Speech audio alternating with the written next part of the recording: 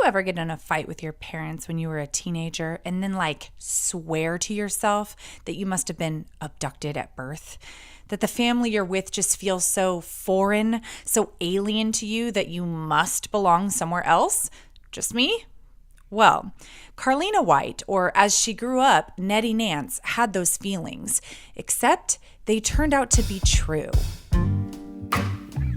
Welcome to Capers and Cocktails, a true crime podcast that doesn't take itself too seriously and gives you something to enjoy while you listen. The following content may be disturbing to some. Discretion is advised. If you're enjoying one of our themed cocktails, ensure you're of legal drinking age and have fun, but drink responsibly. Because the site of today's crime is Harlem, we're making the Harlem Cocktail. Located in northern Manhattan, Harlem is one of New York City's most historic neighborhoods. Since the early 20th century, it has served as a significant cultural, social, and political hub for Black folks. The area is surrounded to the west by the Hudson River, to the north and east by the Harlem River, and to the south by Central Park. Harlem has a thriving arts community that includes not only music and dance, but also literature, visual arts, and theater.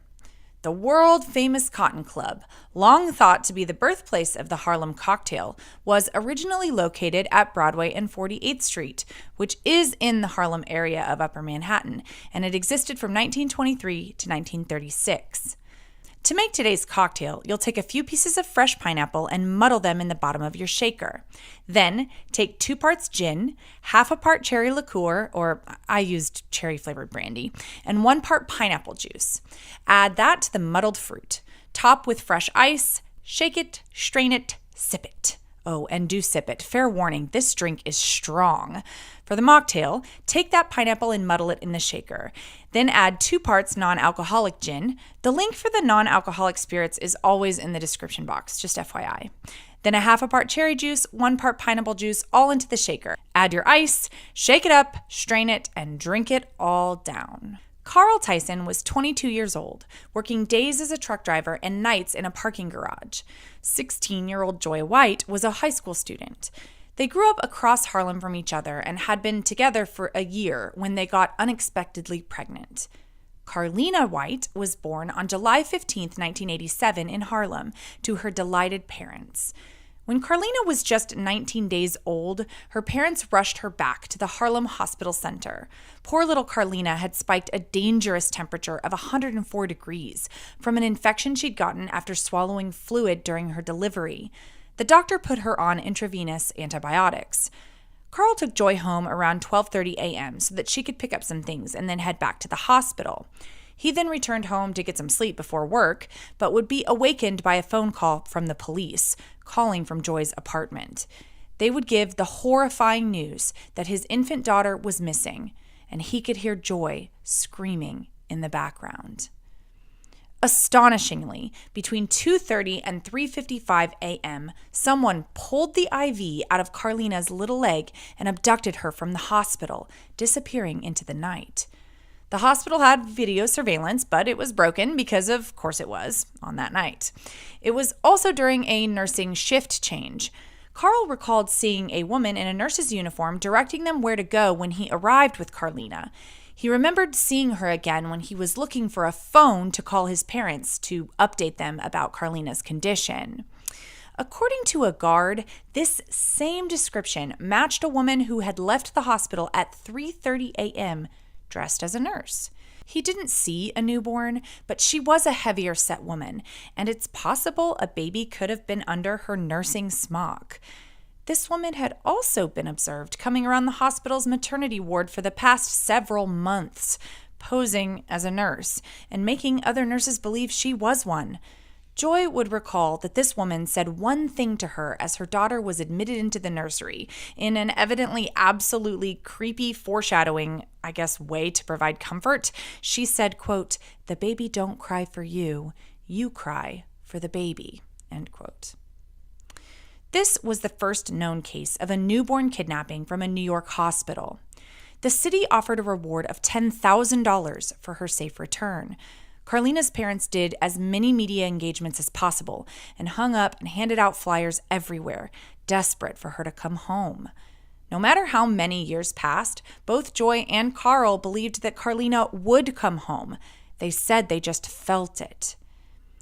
Annugetta Petway, known as Anne, was from Bridgeport, Connecticut. She had some run-ins with the law as a teenager, being charged with forgery, theft, and larceny, but even police officers that knew her family said she, quote, wasn't a hellraiser, end quote. She was said to be popular and fun as a teenager. Anne graduated from Warren Harding High School. In adulthood, she struggled with drug addiction. Anne would say that she used cocaine and smoked marijuana daily throughout her early adulthood and through her 30s. In 1987, Anne got pregnant, or at least that's what she told her friends and family. In the summer of 1987, Anne disappeared for a while and then came home with a newborn.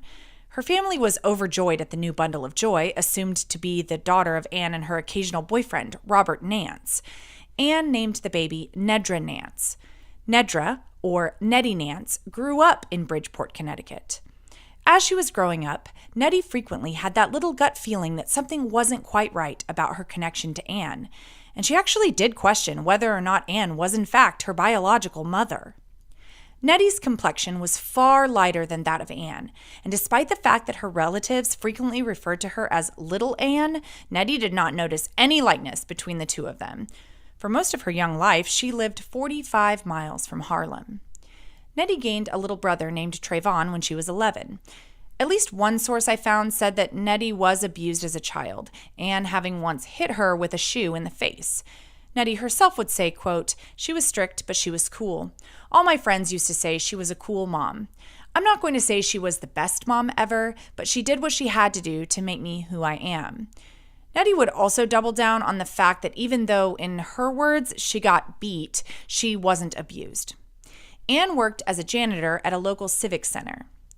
Netty graduated from Warren Harding High School, just like her mom, and then all three moved to Atlanta, Georgia. Netty often relied on her aunt, Cassandra, for advice and help, and they were very close. Netty called Cassandra her bestie. Netty also saw her father, but only every once in a while. Netty herself got pregnant in 2005 and asked Anne for her birth certificate so that she could get health insurance from the state. Anne stalled for several days, saying she would handle it, but Netty got tired of waiting and searched in Anne's things for what turned out to be a fake Connecticut birth certificate. When Netty brought the document to apply for government health care, she was told that it was fraudulent and that she needed to leave or she was going to get in trouble. That night, Netty, naturally furious, confronted Anne, who broke down and admitted that she wasn't Netty's biological mother. She told Netty that she had taken her in as an infant after her biological mother, a heroin addict, had abandoned her. Anne just kept repeating, quote, she left you and never came back, end quote. Netty pressed for more information, but Anne refused to say anything else. Netty gave birth to a daughter, Samani. She got a job as a desk clerk at a motel and moved into her own home, but it still nagged at her. She told Cassandra, who encouraged her to search, so she did. Netty would search websites like the National Center for Missing and Exploited Children, but at first, she only searched near her childhood home in Bridgeport. As time passed, she expanded her search, and 5 years after learning she was not Anne's biological daughter, she found a picture of an infant on that website. The name of the infant was Carlina White, and Netty was stunned at how much the photo looked like her and her daughter. The missing infant also had the same birthmark that Netty had. Netty's aunt helped her call the center's hotline, and just before Christmas in 2011, Joy White and Carl Tyson got an email from the National Center for Missing and Exploited Children. DNA testing would soon prove that Netty Nance and Carlina White were one and the same. Little Carlina had been found after 23 years. No child in American history had ever been missing longer before being reunited with their parents, except I did see a newspaper article from last week that I think there might be one longer at this point, but it was a long time before she was reunited with her parents.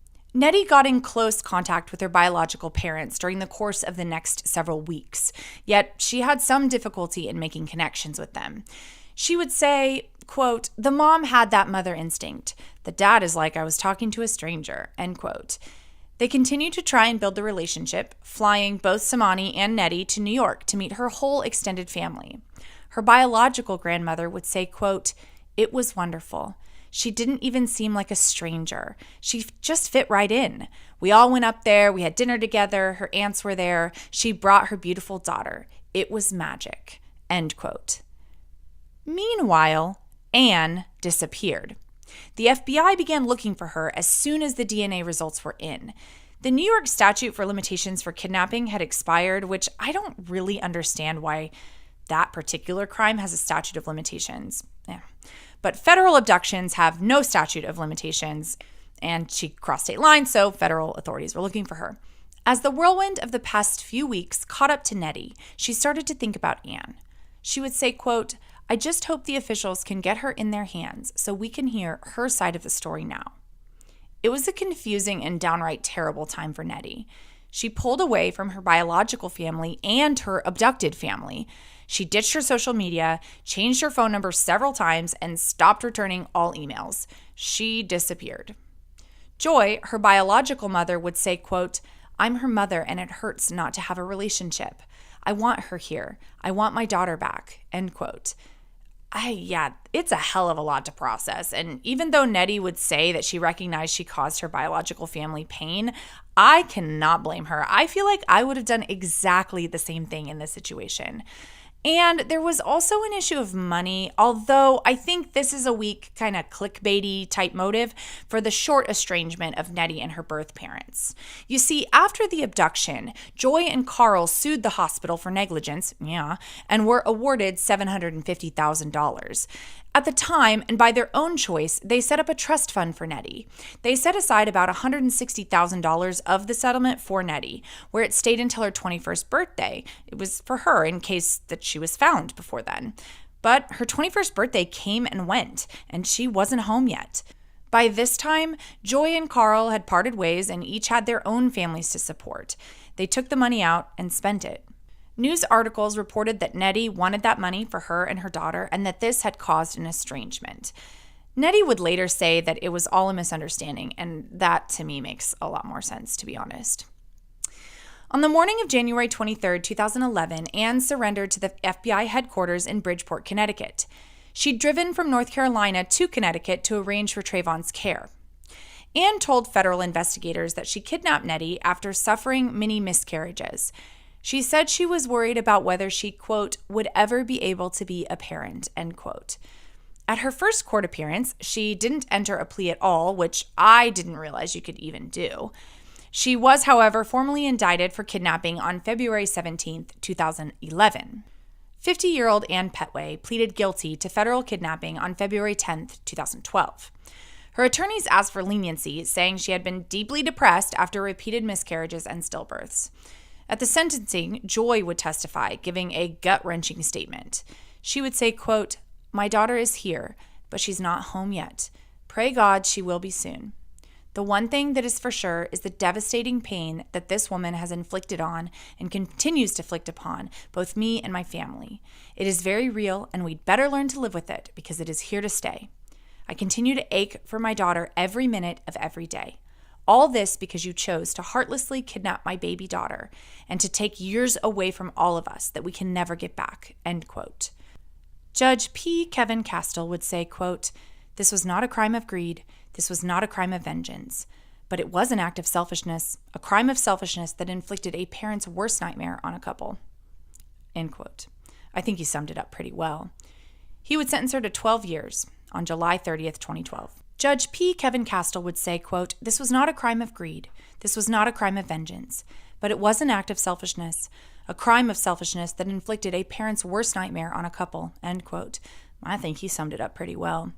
He would sentence her to 12 years on July 30th, 2012. Carl would argue that the punishment wasn't severe enough and that Anne should serve as long a sentence as Carl had to suffer without his daughter. And to be honest, I think that's a pretty good argument. Nettie did not attend the sentencing. Anne apologized during the sentencing, saying, quote, "I would like to apologize to the family. It may be rejected, but I am deeply sorry for what I've done. If they don't accept it, it's understandable. I'm here to right my wrong," end quote. Kidnapping by a stranger is exceedingly rare in the United States. An estimated 115 children per year are abducted by strangers. That's something like 1% of all child abductions. Of those, fewer than 10 are from hospitals. In fact, over the last 5 decades, 50 years, this has only happened approximately 325 times total. And these type of kidnappers tend to have a similar profile. They're almost always women, and many kidnap infants to keep a boyfriend or a husband, and they may have themselves pretended to be pregnant, or they've had a recent miscarriage or are unable to have a child themselves. They are of childbearing age and may or may not have other children at home. They often visit hospital nurseries to, case the joint in advance of the crime, and will often dress as a nurse to move around the nursery undetected. They will often befriend the victim's parents prior to the abduction. Today, hospitals have increased security to ensure safety for newborns. Most hospitals now have an electronic tagging system for babies and parents, which will send an alert if the baby is moved out of the maternity ward. Hospital employees also wear special identification that is easily visible to families. Most hospitals also have changed their policy, ensuring that babies are moved only in bassinets and are not permitted to be carried anywhere by nurses. And at many hospitals, babies they just sleep in the room with their parents. Hospitals also have Code Pink drills, where they practice what to do in the case of a suspected abduction. Anne Petway served her time at the Federal Correctional Institution in Aliceville, Alabama. She was released early on April 14, 2021. I don't know if she has any contact with Netty or Netty's daughter, Samani. At least before all of this went down, Anne and Samani had a close relationship. Grandmother and granddaughter, sort of. Netty would say, quote, "I'm not mad at Anne anymore. I was, but only because she hid something from me for so long.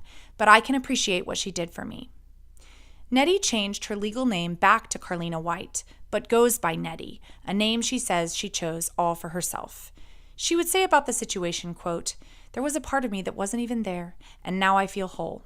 Even in the beginning of the year, with all the drama and stuff, I was kind of cloudy. But now I know who I am.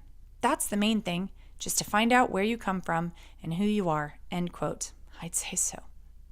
In 2012, Netty tried to sue the city of New York for $2 million, but the case was thrown out. She couldn't sue the city because Carl and Joy had already sued on her behalf in 1988.